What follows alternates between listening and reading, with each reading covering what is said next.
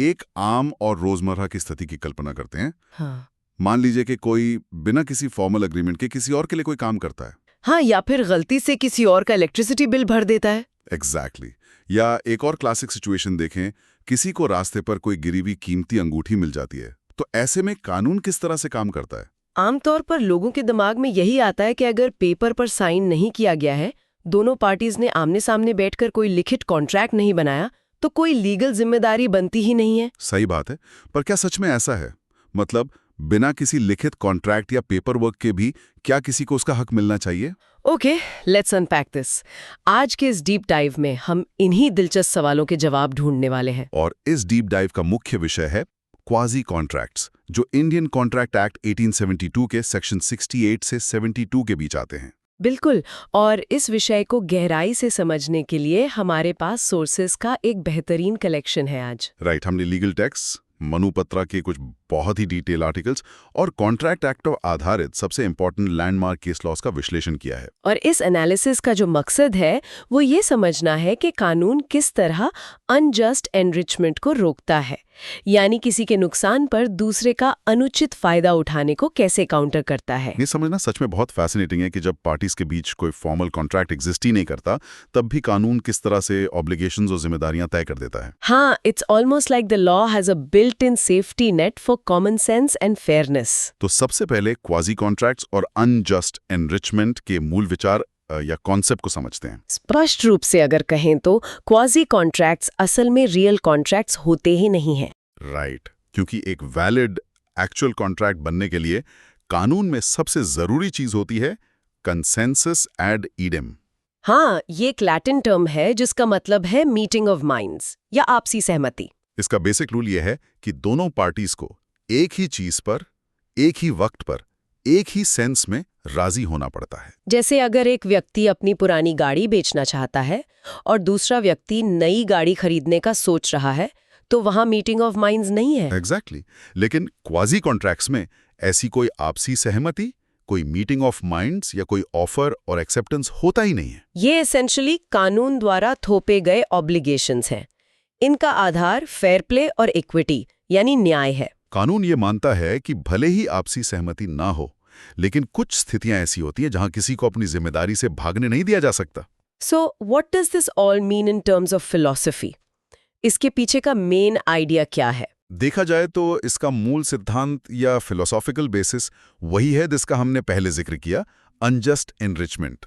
इस टर्म का सीधा सा मतलब ये है कि किसी भी व्यक्ति को दूसरे के खर्च या नुकसान पर अनुचित फायदा उठाने का अधिकार नहीं है। बिल्कुल। अगर किसी ने दूसरे की मेहनत, पैसे या सामान से फायदा उठाया है, तो इक्विटी और गुड कॉन्शियंस ये डिमांड करती हैं कि उस फायदे की भरपाई होनी चाहिए। कानून इसी अनफेयरनेस को बैलेंस करने के लिए क्वाजी कॉन्ट्रैक्ट्स का सहारा लेता है। ये टेक्निकलिटीज से ऊपर उठकर इंसाफ करने का एक प्रैक्टिकल तरीका है। Here's where it gets really interesting. अगर हम इसकी तुलना नॉर्मल कॉन्ट्रैक्ट की ब्रीच से करें, यानी डैमेजेस से, तो एक बहुत बड़ा और कंसेप्चुअल अंतर दिखता है। हाँ, हमारे सोर्सेज जैसे मनुपात्रा के आर्टिकल्स इंडियन कॉन्ट्रैक्ट एक्ट के सेक्शन 73 का काफी जिक्र करते हैं इस कॉन्टेक्स्ट में। सेक्शन 73 के तहत जो नॉर्मल डैमेजेस होते हैं ना, वो कॉम्पनसेटरी होते हैं। इनका उद्देश्य एक्सपेक्टेशन इंटरेस्ट को प्रोटेक्ट करना होता है। अब ऑडियंस सोच सकती है कि ये एक्सपेक्टेशन इंटरेस्ट आखिर क्या है। इसे एक सिंपल एनालॉजी से समझते हैं। So normally, if a contract breaks, the law tries to put the injured party in the exact financial position they would have been in if the promise was kept. Right. अगर किसी ने 100 रुपए में कुछ बेचने का वादा किया था और मार्केट प्राइस 150 हो गया, तो कानून वो 50 रुपए का डिफरेंस दिलवाएगा ताकि उस इंजर्ड पार्टी की एक्सपेक्टेशन पूरी हो सके। ये प्रिंसिपल उस मशहूर इंग्लिश केस हैडली वर्सेस बैग्जिनडेल में एस्टैब्लिश हुआ था। वहां ये तय किया गया था कि डैमेजेस फॉरसीएबल होने चाहिए, यानी ऐसी चीजें जो कॉन्ट्रैक्ट बनाते वक्त दोनों पार्टीज ओपनली सोच सकती थी। लेकिन क्वाजी कॉन्ट्रैक्ट्स बिल्कुल अलग हैं। क्वाजी कॉन्ट्रैक्ट्स कॉम्पेंसेटरी नहीं बल्कि रेस्टिट्यूशनरी होते हैं। इनका उद्देश्य किसी के नुकसान की भरपाई करना उतना नहीं है जितना कि दूसरे को मिले अनुचित फायदे को, उस बेनिफिट को वापस दिलवाना है। ये एक्सपेक्टेशन पर नहीं बल्कि रेस्टिट्यूशन पर आधारित है। कानून यहाँ ये नहीं पूछता कि कॉन्ट्रैक्ट पूरा होने पर क्या होता।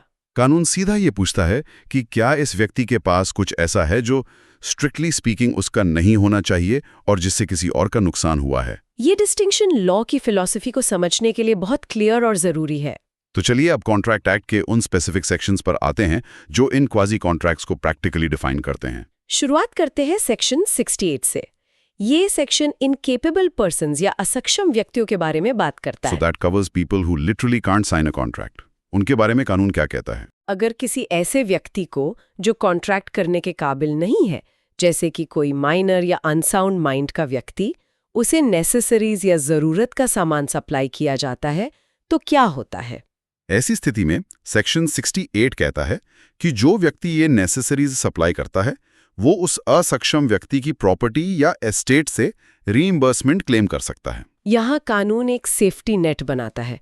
इसका मकसद ये है कि जो लोग खुद का ख्याल नहीं रख सकते, उन्हें जरूरत का सामान मिल सके और उन्हें सप्लाई करने वाले को नुकसान ना हो। अगर ये नियम ना हो तो कोई भी दुकानदार किसी अस्वस्थ व्यक्ति या अकेले माइनर को खाना या दवाई देने से डरेगा, क्योंकि उसे लगेगा कि उसके पैसे तो डूब जाएंगे। पर यहाँ एक जरूरी नियम है जो सोर्सेज में बहुत स्पष्ट किया गया है, और इसे समझना बेहद जरूरी है। इसमें उस माइनर या इनकेपेबल व्यक्ति की कोई पर्सनल लायबिलिटी या व्यक्तिगत जिम्मेदारी नहीं होती। उन्हें पर्सनली सू नहीं किया जा सकता, उन्हें जेल नहीं भेजा जा सकता, सिर्फ और सिर्फ उनकी प्रॉपर्टी लायबल होती है। और इस पॉइंट पर एक बहुत ही मेमोरेबल और क्लासिक केस लॉ है, नैश वर्सेस इनमन। ओ यस, ये केस लॉ हिस्टोरिकल, फैशन और लॉ का एक बहुत ही मजेदार क्रॉस सेक्शन है। इस केस में एक्चुअली हुआ क्या था कि एक माइनर कॉलेज स्टूडेंट था जो एक वेल्दी बैकग्राउंड से आता था। उसने एक टेलर से 11 फैंसी वेस्ट कोट्स यानी डिजाइनर सदरी या जैकेट्स उधार पर खरीदे। जब टेलर ने बिल भेजा तो स्टूडेंट ने पैसे देने से मना कर दिया। फिर टेलर ने सेक्शन 68 जैसी प्रोविजंस का सहारा लेकर कोर्ट में केस कर दिया कि उसने एक माइनर को नेसेसरीज सप्लाई किए हैं। लेकिन कोर्ट का वर्डिक्ट बहुत इंटरेस्टिंग था। वहाँ कोर्ट ने तय किया कि चूंकि उस माइनर के पास पहले से ही काफी कपड़े थे, तो वो महंगे 11 फैंसी वेस्ट कोट्स किसी भी एंगल से नेसेसरीज की श्रेणी में नहीं आएंगे। यहाँ लॉ ये क्लियर करता है कि नेसेसरीज का मतलब सिर्फ जिंदा रहने का सामान जैसे बेसिक रोटी, कपड़ा, मकान नहीं है, बल्कि उस व्यक्ति की कंडीशन इन लाइफ या सोशल स्टेटस के हिसाब से जरूरी चीजें होती हैं। इसमें एक माइनर के एजुकेशन का खर्चा, मेडिकल एक्सपेंसेस और यहाँ तक कि फैमिली मेंबर्स के फ्यूनरल एक्सपेंसेस भी शामिल हो सकते हैं। लेकिन लग्जरी आइटम्स बिल्कुल नहीं। अगर कोई दुकानदार एक 16 साल के बच्चे को एक एक्सपेंसिव रोलेक्स वॉच उधार पर बेचता है, तो वो बाद में बच्चे के माता पिता की प्रॉपर्टी से पैसे वापस नहीं मांग सकता, ये कहकर कि ये नेसेसरी था। कानून ऐसी अनरीजनेबल क्लेम्स को बिल्कुल एंटरटेन नहीं करता। ऑलराइट, मूविंग फॉरवर्ड, अब उन सिचुएशंस की बात करते हैं जहां लोग परफेक्टली केपेबल हैं कॉन्ट्रैक्ट करने के लिए, पर वो अपने बिल्स पर डिफॉल्ट कर रहे हैं। और उनकी इस आलस या गलती की वजह से किसी और को अपने एसेट्स बचाने के लिए पैसे भरने पड़ते हैं। ये आता है सेक्शन 69 के अंदर, पेमेंट बाय इंटरेस्टेड पर्सन। ये सेक्शन कहता है कि अगर किसी व्यक्ति का किसी पेमेंट में लेजिटिमेट इंटरेस्ट या वैध हित है, और वो किसी ऐसे व्यक्ति का बिल या पैसा चुकाता है जो कानूनन वो पैसा देने के लिए बाध्य था, मतलब बाउंड बाय लॉ था, तो उसे रीएम्बर्समेंट मिलना चाहिए। अगर इसको थोड़ा रियल वर्ल्ड, कमर्शियल और रियल एस्टेट दुनिया से कनेक्ट करें तो ये कॉन्सेप्ट बहुत आम है। इसका सबसे बढ़िया और कॉमन उदाहरण मॉर्टगेज प्रॉपर्टी का है। एक आम स्थिति की कल्पना करते हैं। मान लीजिए किसी प्रॉपर्टी पर हैवी बैंक लोन है। प्रॉपर्टी का ओनर, जिसे मॉर्टगेजर कहते हैं, प्रॉपर्टी टैक्स भरने में डिफॉल्ट कर देता है। गवर्नमेंट नोटिस भेजती है कि टैक्स न भरने की वजह से वो उस प्रॉपर्टी को जब्त करके ऑक्शन करने वाली है। ऐसे में अगर मॉर्टगेजर यानी जिस बैंक या फाइनेंशियल इंस्टीट्यूशन ने लोन दिया है उसे लगता है कि ऑक्शन में उनकी इन्वेस्टमेंट डूब जाएगी, तो अपनी इन्वेस्टमेंट को बचाने के लिए वो मॉर्टगेजी प्रॉपर्टी ओनर की जगह खुद आगे बढ़कर गवर्नमेंट का टैक्स भर देता है। यहाँ मॉर्टगेजी का एक स्पष्ट लेजिटिमेट इंटरेस्ट था। वो बस एक अनजान शख्स की तरह सड़क पर चलते हुए किसी और का टैक्स नहीं भर रहा था। वो चैरिटी नहीं कर रहा था, वो स्ट्रिक्टली अपना कोलैटरल बचा रहा था। तो सेक्शन 69 के तहत कानून उस मॉर्टगेजी को ये पूरा हक देता है कि वो उस मॉर्टगेजर से उस टैक्स के पैसे वापस क्लेम कर सके, क्योंकि कानूनन टैक्स भरने की प्राइमरी जिम्मेदारी मॉर्टगेजर की थी और टैक्स भरे जाने का डायरेक्ट फायदा उसी ने उठाया, उसकी प्रॉपर्टी ऑक्शन होने से बच गई। अनजस्ट इनरिचमेंट को रोकने का ये एक शानदार और प्रैक्टिकल तरीका है सच में। इसमें सबसे जरूरी शर्त यही है कि जो पैसा चुका रहा है उसका उसमें वैध हित होना चाहिए और दूसरा व्यक्ति लीगली वो पैसा चुकाने के लिए बाउंड होना चाहिए। अगर कोई व्यक्ति राह चलते किसी रेस्टोरेंट में किसी और का बिल भर दे बिना किसी लीगल इंटरेस्ट या रिक्वेस्ट के, तो वो सेक्शन 69 के तहत क्लेम नहीं कर सकता। लॉ वॉलंटियर्स और अनसोलिसिटेड चैरिटी को क्वाजी कॉन्ट्रैक्ट्स का कवर नहीं देता। ये क्लियर होने के बाद आइए आगे बढ़ते हैं सेक्शन 70 की तरफ, जो शायद डेली कमर्शियल लाइफ में सबसे ज्यादा प्रैक्टिकल है और सबसे ज्यादा इन्वोक होने वाला सेक्शन है। इसका लीगल टाइटल है obligation of person enjoying benefit of non gratuitous act. सुनने में थोड़ा कॉम्प्लेक्स लगता है, पर इसका एप्लीकेशन बहुत सीधा है। इसमें 3 मूल शर्तें बताई गई हैं जो पूरी होनी चाहिए। पहली शर्त, काम कानूनन या लॉफुली किया गया हो। कोई इल्लीगल काम करके क्वाजी कॉन्ट्रैक्ट क्लेम नहीं किया जा सकता। दूसरी शर्त, काम मुफ्त में यानी ग्रेचुइटसली करने का इरादा न हो। करने वाली की इंटेंशन क्लियर होनी चाहिए कि वो चैरिटी नहीं कर रहा है। उठाया हो। जब ये तीनों कंडीशंस मिलती हैं तो एक परफेक्ट क्वाजी कॉन्ट्रैक्चुअल सिचुएशन बनती है। ये सेक्शन अक्सर लार्ज स्केल गवर्नमेंट कॉन्ट्रैक्ट्स में देखा जाता है। मान लीजिए किसी कॉन्ट्रैक्टर ने गवर्नमेंट के लिए एक बिल्डिंग बनाई, पर फॉर्मल कॉन्ट्रैक्ट में कोई टेक्निकल खराबी निकल आई या वो टेक्निकली इनवैलिड हो गया। लेकिन कॉन्ट्रैक्टर ने बिल्डिंग पूरी कर दी है और गवर्नमेंट ऑफिसेज वहां शिफ्ट भी हो गए हैं, यानी उन्होंने उस कंस्ट्रक्शन का फायदा उठा लिया है। ऐसे में गवर्नमेंट ये कहकर पेमेंट देने से नहीं बच सकती कि पेपर वर्क पूरा नहीं था या साइन मिसिंग था। इक्विटी डिमांड करती है कि कॉन्ट्रैक्टर को उसकी मेहनत का पैसा मिले, और यहाँ एक स्पेसिफिक टर्म आता है जो लॉ प्रोफेशनल्स बहुत यूज करते हैं, क्वांटम एरुइट। इस लैटिन फ्रेज का लफ्ज बाय लफ्ज मतलब है as much as he has earned, यानी जितना उसने कमाया है। ये एक इक्विटेबल रेमेडी है। इसका जादू ये है कि जब कोई फिक्स्ड कॉन्ट्रैक्ट ना हो या कॉन्ट्रैक्ट फेल हो जाए, तब भी काम करने वाले को उसके काम की एक फेयर और रीजनेबल वैल्यू मिलनी चाहिए। सॉसेस में क्ले वर्सेस येट्स नाम के एक बहुत ही पुराने और रोचक केस का जिक्र मिलता है, जो क्वांटम मेरुइट को परफेक्टली एक्सप्लेन करता है। इस केस में एक प्रिंटर ने एक पब्लिशर के लिए एक किताब प्रिंट करने का कॉन्ट्रैक्ट लिया था। आधी किताब प्रिंट करने के बाद जब प्रिंटर ने आगे के पेजेस पढ़े तो उसे रियलाइज हुआ कि आगे का कंटेंट बहुत ही अपमानजनक या लिबरलिस है। अगर वो उसे प्रिंट करता तो उस पर कानूनी कार्रवाई हो सकती थी, इसलिए उसने आगे प्रिंट करने से सीधा मना कर दिया। पब्लिशर ने उस आधी प्रिंट की हुई किताब का पेमेंट देने से इनकार कर दिया, यह कहकर कि कॉन्ट्रैक्ट पूरा नहीं हुआ है। लेकिन कानून ने प्रिंटर को गलत नहीं ठहराया। कोर्ट ने माना कि प्रिंटर का आगे प्रिंट ना करना लॉफुल था, और जितना प्रिंट उसने लीगली और सही तरीके से किया था, उतने काम के लिए वो क्वांटम मेरुइट के आधार पर रीजनेबल पेमेंट लेने का पूरा हकदार है। एक और बड़ा केस जो हमारे रिसर्च मटेरियल्स हाईलाइट करते हैं वो है Craven Ellis versus Canons Limited है। इस केस में क्या हुआ कि एक कंपनी के डायरेक्टर का कॉन्ट्रैक्ट ही वॉइड या शून्य निकला, क्योंकि उसके पास रिक्वायर्ड क्वालिफिकेशन शेयर्स नहीं थे। टेक्निकली वो डायरेक्टर था ही नहीं, फिर भी चूंकि उसने कंपनी के लिए लंबे समय तक लेजिटिमेट और मेहनत वाला काम किया और कंपनी को उसके काम से फाइनेंशियल फायदा हुआ, कोर्ट ने फेयर प्ले का इस्तेमाल करते हुए उसे क्वांटम मेरुइट के आधार पर पेमेंट दिलवाई। पेपर वर्क फेल हो गया था पर काम डिलीवर हुआ था। लेकिन इस पॉइंट पर एक बड़ा एनालिटिकल क्वेश्चन उठता है जो लॉ को डीपली समझने के लिए जरूरी है। क्वांटम मेरुइट और अनजस्ट इनरिचमेंट में आखिर फर्क क्या है? लोग अक्सर इन्हें एक ही समझ लेते हैं, but they are distinct concepts. Unjust enrichment एक ब्रॉड प्रिंसिपल है, एक मूल फिलॉसफी है जो वहां लागू होती है जहां किसी के सर्विस के लिए पेमेंट फेल हो जाए और एक पार्टी अनफेयर तरीके से बेनिफिट एंजॉय कर रही हो। जबकि क्वांटम मेरुइट एक स्पेसिफिक रेमेडी या दवाई है। ये स्पेसिफिकली वहां लगता है जहां एक फेयर और रीजनेबल अमाउंट कैलकुलेट करके तय करना हो, उस काम के लिए जो पार्शियली या फुली बिना किसी फिक्स प्राइस कॉन्ट्रैक्ट के किया गया हो। आसान भाषा में कहें तो अनजस्ट एनरिचमेंट बीमारी है और क्वांटम मेरुइट उसका इलाज। अब सवाल ये आता है कि क्या क्वांटम मेरुइट हमेशा किसी भी वक्त लागू हो सकता है? क्या कोई भी व्यक्ति रैंडमली कुछ भी काम करके बिल भेज सकता है? यहाँ बाउंड्री लाइन ड्रॉ करना बहुत जरूरी है। और सोर्सेज में Mahanagar telecom Nigam limited versus Tata communications limited case ने ये लक्ष्मण रेखा बिल्कुल क्लियर कर दी है। सुप्रीम कोर्ट ने इस केस में स्पष्ट किया कि सेक्शन 70 और क्वांटम मेरुइट तभी लागू होते हैं जब पार्टीज के बीच कोई एग्जिस्टिंग वैलिड कॉन्ट्रैक्ट ना हो। इसे क्लियरली समझने की जरूरत है। सेक्शन 70 कॉन्ट्रैक्ट एक्ट के चैप्टर वी में आता है, जिसका टाइटल ही है of certain relations resembling those created by contract. इसका कंप्लीटली मतलब ही ये है कि ये उन सिचुएशंस के लिए है जहां लीगली बाउंड कॉन्ट्रैक्ट मौजूद नहीं है। अगर पार्टीज के बीच पहले से एक legally binding valid contract exist करता है, जिसमें काम और प्राइस पहले से फिक्स्ड हैं, तो वहां क्वांटम मेरिट का क्लेम नहीं हो सकता। Let's unpack this with a simple everyday thought experiment. मान लीजिए किसी ने एक बिल्डर के साथ अपने घर की दीवार बनाने का कॉन्ट्रैक्ट 10,000 रुपए में फिक्स किया है। कॉन्ट्रैक्ट साइन हो गया। दीवार बनने के बाद बिल्डर कहे कि मार्केट रेट बढ़ गया है, ईंट सीमेंट महंगा हो गया है, और अब उसे क्वांटम मेरिट के हिसाब से 15,000 रुपए चाहिए, तो कानून कहेगा नहीं, आपका कॉन्ट्रैक्ट स्पेसिफिकली 10,000 रुपए का था। आप उस प्राइस से बाउंड हैं।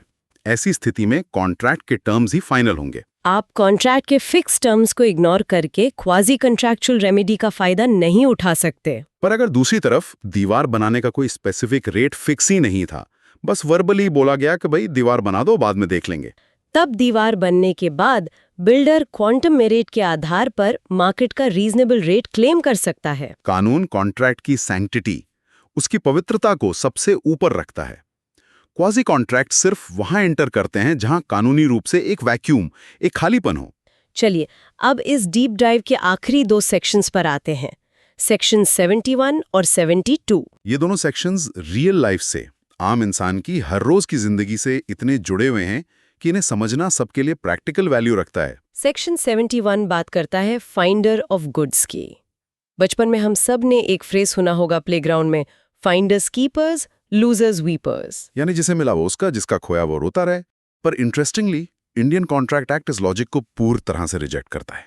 अगर किसी को किसी दूसरे का खोया हुआ सामान मिलता है तो कानून उसे उस सामान का मालिक नहीं बनाता, कानून उसे एक बेली की तरह मानता है। अब एक बेली होने का मतलब क्या है?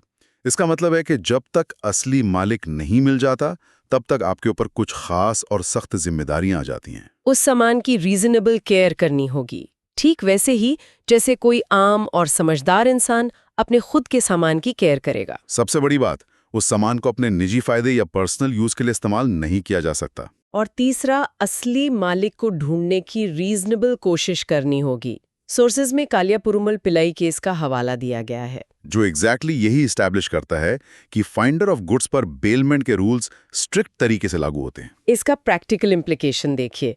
अगर किसी को पब्लिक पार्क में किसी की गिरी हुई एक्सपेंसिव स्मार्ट वॉच मिलती है, तो वो इंसान उसे अपनी कलाई पर पहनकर अपना नहीं समझ सकता। कानूनन वो बाउंड है उसकी ठीक से देखभाल करने और मालिक को ढूंढने के लिए। जैसे पुलिस स्टेशन में रिपोर्ट करना या आसपास ऐलान करना। अगर वो इंसान उस वॉच को बेच देता है या लापरवाही से तोड़ देता है, तो उस पर ब्रीच ऑफ बेलमेंट के लिए कानूनी कार्रवाई हो सकती है और उसे कॉम्पनसेशन देना पड़ सकता है। पर यहाँ भी इक्विटी दोनों तरफ काम करती है। अगर सामान को बचाकर रखने में या मालिक को ढूंढने में फाइंडर का कोई जेन्युइन खर्चा होता है, जैसे किसी खोए हुए पेट डॉग को खाना खिलाने का खर्चा या न्यूज़पेपर में एडवर्टाइजमेंट देने का खर्चा, तो फाइंडर के पास ये कानूनी हक है कि वो असली मालिक से उस खर्चे का रिएम्बर्समेंट मांग सके। ये भी अनफेयरनेस को रोकने का ही एक तरीका है। आखिर में आते हैं सेक्शन 72 पर, जो डील करता है मिस्टेक और कोअर्शन, यानी गलती या दबाव से होने वाले पेमेंट्स या डिलीवरी से। इसका सिंपल रूल है कि अगर किसी को गलती से या दबाव डालकर पैसे या सामान दे दिया गया है, तो जिस व्यक्ति को वो मिला है उसकी जिम्मेदारी है कि वो उसे वापस करे। यहाँ मुझे तो फ्री में मिल गया वाला डिफेंस नहीं चलता। What's really fascinating here is कि मिस्टेक शब्द को कानून कैसे इंटरप्रेट करता है। अक्सर हम सोचते हैं कि गलती सिर्फ फैक्ट की होती है, पर sales tax officer V Kanhaiya Lal के लैंडमार्क जजमेंट से सुप्रीम कोर्ट ने ये पिक्चर बहुत क्लियर कर दी थी। उन्होंने तय किया कि सेक्शन 72 में मिस्टेक के अंदर सिर्फ मिस्टेक ऑफ फैक्ट ही शामिल नहीं है, बल्कि मिस्टेक ऑफ लॉ भी पूरी तरह से शामिल है। इसका मतलब क्या हुआ? मान लीजिए किसी ने गलती से ऑनलाइन बैंकिंग में अकाउंट नंबर का एक डिजिट गलत टाइप कर दिया और 50,000 रुपए किसी अनजान व्यक्ति के अकाउंट में चले गए। ये हुई मिस्टेक ऑफ फैक्ट। जिसके अकाउंट में पैसे गए उसे कानूनन वो वापस करने ही होंगे। लेकिन मिस्टेक ऑफ लॉ का क्या? अगर किसी ने कानून को गलत समझकर गवर्नमेंट को एक्स्ट्रा टैक्स दे दिया, या इलेक्ट्रिसिटी कंपनी ने टैरिफ गलत लगाकर एक्स्ट्रा बिल भेज दिया और कंज्यूमर ने डर कर वो बिल भर दिया, तो बाद में रियलाइज होने पर कंज्यूमर वो एक्सेस अमाउंट रिफंड क्लेम कर सकता है। गवर्नमेंट या कंपनी ये नहीं कह सकती कि पैसे तो आपने खुद अपने हाथ से जमा किए थे, अब हम नहीं लौटाएंगे। सेक्शन 72 कहता है कि गलती चाहे फैक्ट की हो या लॉ की, अनजस्ट एनरिचमेंट अलाउ नहीं किया जाएगा। और कोअर्जन या दबाव का भी यही सेम नियम है। अगर गवर्नमेंट के किसी गलत अटैचमेंट या सीजर से अपना सामान छुड़ाने के लिए किसी ओनर को मजबूरन पैसे देने पड़े, तो उन पैसों को कोअर्जन के अंदर दिया गया माना जाएगा। ऐसे पैसों को रखने का अथॉरिटी के पास कोई हक नहीं होता और कानून उन्हें वापस दिलवाएगा। तो इस पूरे डीप डाइव का अगर एक कॉम्प्रहेंसिव सारे कंक्लूजन निकाला जाए तो सेक्शन 68 से 72 आखिर किस तरह से काम करते हैं? ये सारे सेक्शंस मिलकर इंडियन लीगल सिस्टम में एक मजबूत सेफ्टी नेट या एक गैप फिलर का काम करते हैं। जिंदगी हमेशा perfect black and white contracts में नहीं चलती। जब भी कमर्शियल डील्स में, डेली ट्रांजैक्शंस में लीगल पेपर वर्क की कमी होती है, वहाँ ये क्वाजी कॉन्ट्रैक्ट्स आ जाते हैं। ये कॉन्सेप्ट फंडामेंटली ये सिखाता है कि कानून सिर्फ टेक्नैलिटीज, सिग्नेचर्स और स्टैम्प्स का मोहताज नहीं है।